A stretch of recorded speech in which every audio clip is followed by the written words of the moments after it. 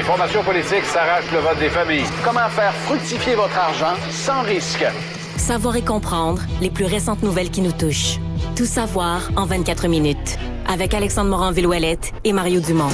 En manchette dans cet épisode, le président ukrainien Volodymyr Zelensky est en visite à Ottawa. Plusieurs annonces d'aide économique annoncées. Tension avec l'Inde, un autre militant sikh tué au Canada. Québec solidaire réclame la démission du ministre Benoît Charette au sujet du dépassement des normes de nickel dans Limoilou et une complotiste à la double vie démasquée en Allemagne. Tout savoir en 24 minutes. Tout savoir en 24 minutes. Bienvenue à Tout savoir en 24 minutes. Bonjour Mario. Bonjour. Grande visite aujourd'hui à la Chambre des communes à Ottawa. Le président ukrainien Volodymyr Zelensky qui a été accueilli en grande pompe et sous haute sécurité aujourd'hui en ce 576e jour de la guerre contre la Russie. Et le gouvernement Trudeau, évidemment, a reçu avec tous les honneurs. On a rencontré ce matin la gouverneure générale Mary Simon du côté de M. Zelensky et de sa femme. Puis, finalement, on est passé à la Chambre des communes pour un discours, son deuxième allocution devant le Parlement, mais cette fois-ci, c'était le premier en vrai. Oui, la première, c'était en virtuel. En virtuel, puis il y a quand même un petit moment, là, c'était à la 20e journée là, de la guerre, on s'était adressé à la Chambre des communes, donc on était de retour du côté du président Zelensky. Il a d'ailleurs parlé à la Chambre des communes, puis on a profité aussi pour passer les messages d'usage là, d'amour, de solidarité, de fraternité avec le Canada. C'est même essayé, Mario, avec quelques mots en français. Je te remercie, Canada. Avec une voix très grave. Oui, c'était apprécié par les francophones de tous les partis à la Chambre des communes. Voilà, et il était même habillé, bien sûr, de son habit kaki militaire habituel. Donc, c'est une grosse journée, là. Il rencontrait, ça commençait ce matin à Rideau Hall, rencontrait la gouverneure générale. Après ça, se déplaçait au Parlement, série d'activités, conférences de presse.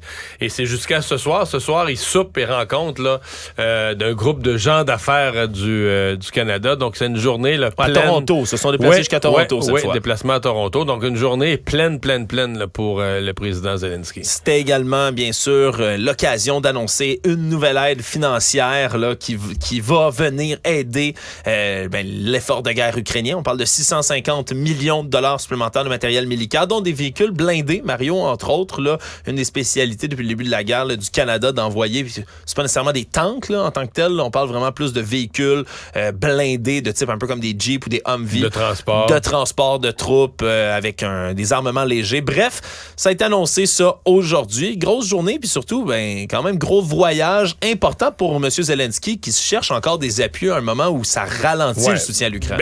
Surtout qu'il cherche à consolider ses appuis à un moment où quand on dit ça s'effrite, mais c'est parce que le deuxième ennemi de l'Ukraine après la Russie, c'est le temps. Oui. C'est le temps qui passe, qui fait que les gens, on parle plus de ça tous les jours, mais quand tout à coup on se dit, il faudrait envoyer X millions aux États-Unis, ils comptent en milliards à l'Ukraine. Là, les gens disent, on a déjà envoyé beaucoup. Il faut vraiment rappeler le pourquoi de cette guerre. Et ça, aujourd'hui, je trouve que Zelensky le fait à merveille. Là. Rappeler le pourquoi de la guerre, l'importance de l'enjeu là, à la fin. Est-ce qu'on veut laisser la dictature gagner? Est-ce qu'on croit dans la démocratie? Est-ce qu'on croit dans l'espèce de l'ordre mondial, là, l'idée que tu débarques pas chez ton voisin avec des armes pour dire je prendrai une tranche de ton territoire. Oui. Donc non, moi je trouve qu'il a passé très très très bien ses messages. En même temps, il était en terrain conquis là, à la Chambre des communes avant même qu'il ouvre la bouche. Il y avait eu des applaudissements, mais une ovation plus que chaleureuse de tous les partis, de tous les côtés. Oui, ça ne joue pas comme aux États-Unis, disons, parce qu'il y a une faction des républicains, disons-les, les MAGA, les Make America Great Again, suivant Donald Trump aux États-Unis, qui, eux, remettent en question le soutien à l'Ukraine, ni plus ni moins, depuis un bon moment aux États-Unis. Des admirateurs, il y en a plus hypocrites, il y en a qui le disent ouvertement, de Poutine, du genre de dictature. Ouais, des choses qu'on n'aurait jamais imaginées dans le Parti républicain. À une époque, t'aurais eu peut-être quelques démocrates, là, un peu ces franges communistes, là, des démocrates isolés qui auraient été pro-russes ou tentés, même à peine. Là. Mais jamais des républicains. Jamais des républicains. Et sauf que Donald Trump et tout le mouvement complotiste, c'est venu tout virer à l'envers, les logiques politiques. Et qui est alimenté, Mario, c'est quelque chose de répertorié aussi par des que ce soit des bots, que ce soit des peut-être acteurs par la Russie elle-même. russes. Oui, ça l'est déjà, Mario. On est milieu complotiste, de voir des bots russes venir alimenter des espèces de théories du complot. Là-dedans, ça se voit beaucoup. Les Russes ont tout avantage à ce que les États-Unis puis les alliés de l'Ukraine soient divisés dans leur envoi de matériel. Le plus beau, c'est que les gens qui avalent ça, le contenu là, des bots russes, c'est des gens qui, eux, tu sais, qui parlent à leurs beaux-frères, ils vont dire que le reste de l'humanité se fait manipuler, là. Oui. Par les autorités, par les gouvernements. Moi, je me fais pas manipuler. Vous autres, vous êtes toutes faites manipuler. Oui, alors que n'importe quelle idée qui va à contresens, ben, ils ont envie d'y croire, puis c'est symptomatique chez beaucoup de personnes comme ça. Mais oui, c'est alimenté, puis en plus, ça vient pour les républicains après ça, mais ils ont besoin de cette tranche de vote-là de gens qui, eux, disent, ben là, on a assez envoyé d'argent là-bas, c'est un pays corrompu, c'est pas de nos affaires, puis l'argent, on doit l'investir ici. C'est quelque chose qui vient rejoindre certaines idées. C'est bien de voir la Chambre des communes ici être unie, elle. Ouais. Non, mais c'est la question de la corruption m'a toujours fasciné parce que j'ai vu passer ça beaucoup là, dans les sites américains, là, un peu, puis dans le discours américain anti-Ukraine. On dit, mais c'est un pays où il y a de la corruption. Mais mettons, nous, là, pendant l'épisode de la commission Charbonneau, si les États-Unis avaient décidé d'envahir le Québec, est-ce qu'on aurait dit, non, est-ce qu'on aurait dit, là, come on, c'est normal, là, tu sais, regarde ce qui se passe dans la commission Charbonneau, construction, la ville de Laval, on vient pas les aider, ils ont payé en double leur construction, ils ont payé en double à Laval, ils ont payé en double un trottoir, fait qu'on va laisser on va laisser le pays d'à côté les envahir. Tu sais, ça n'a pas d'allure, là, c'est pas de nier ou de discuter qu'il n'y a pas eu en Ukraine des problèmes de corruption. D'ailleurs, la plus belle preuve, c'est que c'est totalement là-dessus que Zelensky a été élu. Là, mais oui. Totalement. Quand on dit, là, il était essentiellement dans une série télévisée. C'est un acteur. C'est un acteur qui jouait le rôle d'un président qui avait été élu pour combattre la corruption. Et de ce rôle-là, il s'est présenté comme véritable président qui allait combattre la corruption, puis il a été élu. Oui. C'est gros, là, mais c'est que ça pareil. Oui, puis on l'oublie trop souvent à quel point mais le personnage, puis d'où aussi la grandiosité, si on veut, là, du fait que M. Zelensky débarque comme ça au Canada et est bien reçu. C'est quand même tout un personnage là, qui va marquer l'histoire, peu importe. D'acteur à chef de guerre devant les caméras du monde entier. Vraiment, il y a un parcours complètement mais il faut retenir, il y a des affaires symboliques. Quand la guerre a commencé, là, plusieurs pensaient que les colonnes de chars là, qui partaient du nord et qui descendaient vers Kiev pourraient se rendre à la capitale. Ouais. Et lui a décidé de rester dans la capitale. Moi, je reste là, j'occupe la place, je reste dans les édifices présidentiels. Avec la phrase la plus marquante, Mario, lorsque les États-Unis lui ont demandé une extraction, ce qu'il a répondu, c'est « J'ai besoin de munitions, pas d'une extraction. » grosso modo. Donc, il est resté dans le pays. Et c'est sûr que ça a donné du courage au pays, aux combattants, à dire non, on protège notre capitale. Et un mois après, les Russes rebroussaient chemin. Ils repartaient, faisaient demi-tour, repartaient. Pour les camions qui avaient encore du gaz, là, ils repartaient. Et donc, ça a été, tu sais, sa décision, sa force de rester sur place a peut-être changé le cours de l'histoire. Là. Oui, puis on a besoin de ces rappels-là, comme tu le dis, à un moment où l'aide s'essouffle, hein, peut-être plus que s'effrite, s'essouffle face au temps, face au passage, justement, avec des mois puis des années maintenant dans le conflit ukrainien. C'est bien qu'il y ait quand même encore des rappels puis des témoins de tout ce qui se passe là-bas. C'est loin d'être une partie de plaisir, là, ce qui se passe sur les champs de bataille en Ukraine. Toujours en politique internationale, c'est un autre homme originaire de la province indienne du Pendjab et militant pour l'indépendance d'un État sikh qui a été assassiné à Winnipeg, encore une fois, dans des circonstances assez mystérieuses. Ça s'est déroulé mercredi. On aurait retrouvé vers 10h le matin le corps d'un dénommé Sukhdev Singh Gill, 39 ans, qui lui aussi donc était un militant, un peu à la manière d'Hardeep Singh Nijjar, le militant sikh originaire du Pendjab lui aussi, qui a été assassiné par balle plus tôt là, dans l'été. Et donc, assassiné dans des circonstances mystérieuses. C'est la police de Winnipeg, la division des homicides qui s'occupe de ce cas-là. Mais bon, disons que selon les médias indiens, on apprend que lui aussi était recherché pour tentative de meurtre, extorsion au profit du mouvement indépendantiste sikh pro-Khalistan et donc noté comme un terroriste par les entités d'État indiennes. Puis ça ressemble beaucoup, Mario. On a un autre assassinat, c'est mystérieux, même scénario. Et là, déjà, dans les médias indiens, on réagit très fort en montrant du doigt en disant voilà ce qui arrive aux ressortissants, voici le climat dans lequel on se trouve. Et c'est sûr que ça va venir relancer toutes sortes de questions, Mario, à un moment où c'est déjà tellement tendu la situation. Oui, alors ça devient compliqué avec l'Inde. Par contre, j'essaie de... Faut rester calme, tu sais. J'essaie de dire, laissons la police faire son travail. Tu sais, d'affirmer que l'un est relié à l'autre. Oui, ça ressemble à des traits communs, mais, tu sais, des fois, on est surpris, là. Ça fait le tour des enquêtes policières, ou des fois, quelqu'un peut profiter pour d'autres raisons. Donc, je reste là. On a quand même... en Inde, moi, je suis comme surpris cette semaine. On dirait que j'avais pas conscience à quel point, en Inde, c'est une accusation forte. Tu sais, comme mettons, dans le premier voyage de Justin Trudeau, on parlait des tensions avec l'Inde, puis je savais que l'Inde reprochait au Canada d'être un peu sympathique. Puis d'héberger certaines personnes. Mais j'étais pas conscient à quel point, en Inde, là, des gens fichés comme terroristes, vraiment fichés comme terroristes, recherchés, vivaient au Canada. Oui, avec leur citoyenneté et tout. Là. Ben, avec leur citoyenneté, mais dans certains cas, la plupart sont rentrés avec des faux passeports. Là. Oui. Puis ont obtenu leur citoyenneté après. Alors, je comprends si le Canada abrite des gens qui sont menacés dans leur pays parce qu'ils ont fait de l'action politique légitime et qu'on les accuse injustement de terrorisme, là, on les accueille quasiment comme des réfugiés politiques qui sont en danger dans leur pays. Voilà. Mais si on a la moindre conviction que vraiment des actes terroristes ont été commis, que les gens entrent avec des faux passeports, qu'on les régularise ensuite, on joue un jeu un peu plus dangereux, là. Peut-être une réflexion à avoir là-dessus aussi, là. Actualité. Tout savoir en 24 minutes. Prise de bec aujourd'hui en politique québécoise entre Québec solidaire et le gouvernement de François Legault. C'est par la bouche du député de Jean Lesage, Sol Zanetti, qui représente entre autres Limoilou dans sa circonscription, qui lui a demandé ni plus ni moins que la démission du ministre de l'Environnement, Benoît Charette. Pourquoi? Il dit que ce dernier a menti par omission sur le dépassement des normes de nickel dans le quartier justement de Limoilou. Évidemment, le ministre lui a répliqué en demandant des excuses officielles au député de Sol Zanetti. Et c'est vraiment une histoire un peu étrange. Mario, on parle des opérations, entre autres, de transbordement de nickel du port de Québec. Et avec ces opérations-là, on surveille la pollution de l'air dans Limoilou, entre autres. Et là, dans une conférence de presse du mois d'août, ce qu'on accuse du côté de Québec solidaire, c'est que le ministre n'a pas fait mention d'un dépassement de normes sur le nickel qu'il y a eu en décembre et en janvier. Et comme il ne l'a pas mentionné que ça a été placé ensuite dans les données qu'on a pu obtenir, on parle d'un mensonge par omission du côté de Québec solidaire. C'est une histoire un peu nébuleuse qui a fait beaucoup de bruit aujourd'hui en tant que tel, mais il n'y a toujours pas de dénouement.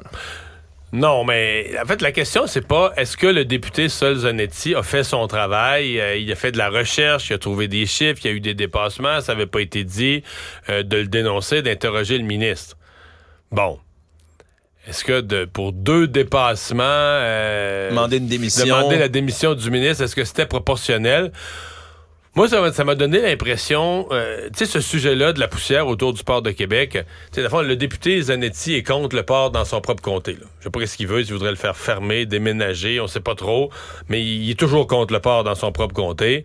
C'est une situation rare, mais ça arrive. Là, tu sais, lui, il prend le parti des gens qui sont soucieux de la qualité de l'air et tout ça, il semble plus être là-dedans que dans la recherche d'un équilibre. Et donc, il fait son devoir, il fait son travail. Mais est-ce que demander la démission du ministre, c'est pas le gars qui a pas été capable d'attirer l'attention des médias? Tu sais, 2-3 fois, il a essayé d'attirer l'attention des médias sur le sujet. Il a pas réussi. Fait que là, il se dit, la seule façon d'attirer l'attention des médias, je vais dire quelque chose de tellement gros, genre demander la démission du ministre, que ça va attirer l'attention. Ouais. Bon. Ça, faut faire attention. Ça marche une fois, mais tu deviens vite le petit gars qui criait au loup. Là. Puis quand tu vas vouloir vraiment... Quand vraiment, il va y avoir quelque chose d'assez gros pour avoir la démission du ministre, puis personne va t'écouter, puis personne va te prendre au sérieux. Mais aujourd'hui, j'ai trouvé que c'était de la part du député une intervention justifiée, basée sur un travail de recherche qu'il a fait, légitime pour un député. Maintenant, est-ce que c'est logique? Est-ce que c'est proportionnel de demander la démission? Parce qu'on pense que dans le public, en voyant la nouvelle, tout le monde va se dire « Ah ben oui, il faudrait que le ministre démissionne. » Voilà. Mais non, mais tu sais, mettons, je sais pas si le ministre de la Santé avait omis de dire dans une conférence de presse qu'à l'urgence des Îles-de-la-Madeleine, ça a débordé en mars dernier une fois. Tu pourrais y reprocher, mais est-ce que tu demandes la démission du ministre? C'est pas... Ben, c'est ça. Ça fait pas tellement justifié. Mais que ça fait plus. Je voulais faire beaucoup de bruit dans ma conférence de presse. Là. Le procès du néo-nazi montréalais Gabriel Soyer-Chaput s'est conclu avec finalement une peine qui a été rendue, jugement par le juge Manlio Del Negro aujourd'hui.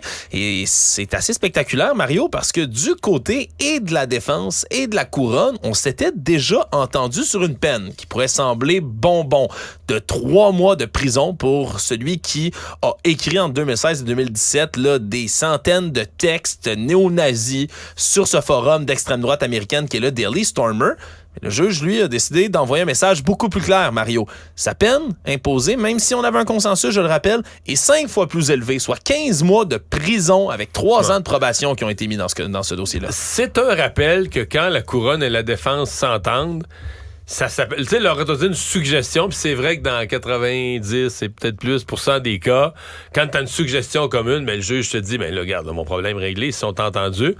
Mais c'est ça demeure une suggestion et le juge est toujours en mesure d'apprécier la gravité. On s'entend que dans un cas de même, le procureur de la couronne paraît pas bien. Non, c'est sûr que quand tu représentes l'État... L'État, puis que le juge dit que t'as signé un deal, ni plus ni moins, là, t'as accepté une proposition commune qui est 5 fois trop clémente, là. T'as accepté 3 mois, puis lui en donne 15. Comme procureur de la couronne, d'après moi, tu passes dans le bureau de ton boss. À moins que ses boss avaient approuvé ça, mais ça me paraît avoir l'air bien fou. Ouais. Écrivait, c'était quoi ces thèmes néo-nazis contre la communauté juive? Oui, absolument, contre les communautés juives. Là, le Daily Stormer, c'est un site populaire. Là, pour l'extrême droite américaine, c'est vraiment... Le petit Stormer fait appel, évidemment, aux Stormgruppen, des groupes nazis, ni plus ni moins, là, des groupes d'assaut nazis. Puis sur le Daily Stormer, ben, on écrit toutes sortes de manifestes là, nazis, néo-nazis. Lui avait déjà écrit, là, on doit s'assurer qu'aucun guerrier de la justice sociale ou juif ne puisse rester à l'abri d'être choqué du nazisme non-stop partout jusqu'à ce que toutes les rues soient inondées des larmes de nos ennemis. Là. C'est un des extraits, par exemple, des textes que lui écrivait. Mais c'est surtout le cheminement là, que Gabriel Soyer-Chaput, du haut de ses 36 ans, a vécu tout au long du procès qui est intéressant. Lui, au départ, a tenté de justifier ça par l'humour, Mario. Il dit, c'était pas sérieux, j'écrivais ça pour être drôle. Évidemment, le juge n'a pas mordu à l'hameçon, l'avait déjà déclaré coupable d'avoir fomenté la haine. Après ça, a essayé de tout d'un coup d'attirer la pitié. C'était plus une blague, il s'est excusé en long, en large, mais pour le juge, on dit c'est une prise de conscience qui semble pas sincère du tout, ça a l'air opportuniste seulement. Puis il a fustigé, entre autres, la Chambre d'écho sur Internet, là, directement le Daily Stormer, dans lequel Soyer-Chaput, lui, se sentait valorisé et flatté, a expliqué le juge, dans tout ça, à chaque fois qu'il appelait la haine envers les Juifs. Et donc, va imposer cette peine beaucoup plus forte. Et il dit, c'est pas un hurluberlu, cet individu-là. Il écrivait de façon structurée. Son but, c'était de répandre des messages haineux pour qu'il y ait des gens qui maltraitent les personnes juives. Et donc, 15 mois de prison, 3 ans de probation pour réaliser le tort qu'il a causé. C'est les termes que le juge a utilisés là-dedans. Et je suppose que dans les 3 ans de probation, est-ce qu'il y a des conditions du genre pas de réseaux sociaux? Je les ai pas devant moi, mais règle générale, c'est effectivement quelque chose qui vient avec tout ça pour les gens qui écrivent sur ce genre de forum-là. Puis des forums comme ça existe.